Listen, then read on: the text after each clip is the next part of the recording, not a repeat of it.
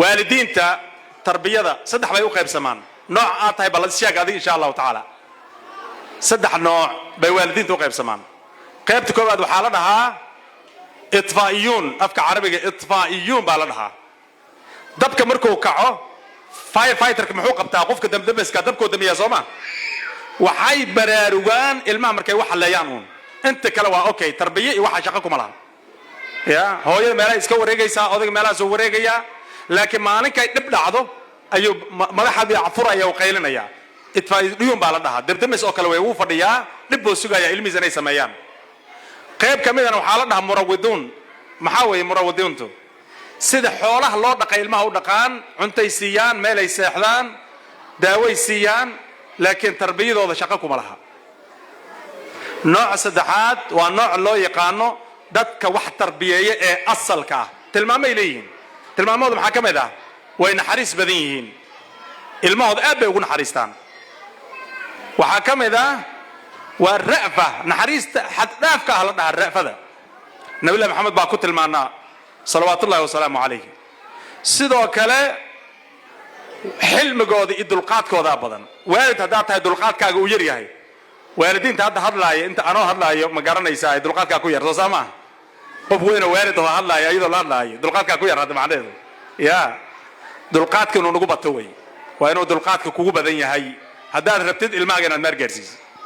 sidoo kale xikma inaad leedahay wise person inaad tahay wey waxyaabaha ilmaha mamnuuc ka ah waxaa ka mid ah qaylada waa ka mamnuuc aflagaadada waa ka mamnuuc cayda waa ka mamnuuc ilmaha lama caayo habaarka waa ka mamnuuc la socaade haddii kale wax ku agaagaya ma jiro ilmaha wuu baaba'ayaa kalsoonida ka dhimanayso haddaad habaarto ku qayliso murkaaga uu badan yahay ilmaha waa ku dadaashay qur'aankana waa bartay dhaqankana hala wanaajiyo waxaa kaloo dhahaan dadka tarbiyada ku takhasusay ama wax ka qora ama aragtiyada waaweyn ka leh ilmahaaga waxa aad u sheegaysid waxa ka muhiimsan waxa aad hortooda ku samaynaysid ka war habeen maalin ilmaha quraanka aad bartaa waa dadaashaa laakiin salaad ma tukatid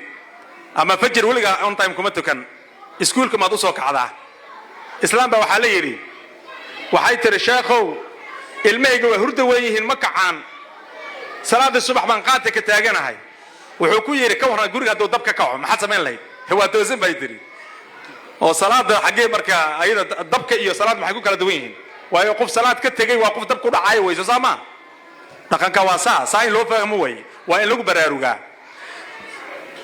sallu ala nabi sallallahu alayhi wasallam rasuulku salliya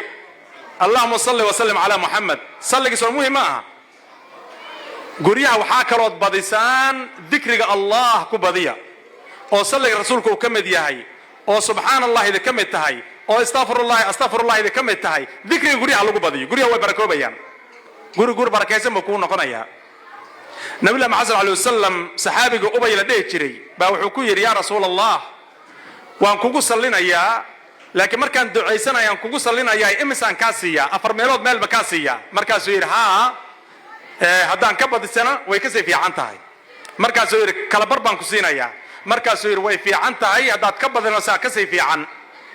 markaasuu yiri salliga ducaday wax kasta waan iska daynaya adigu baan kugu sallinaya salligaaga bis maanta oo dhan sheegaya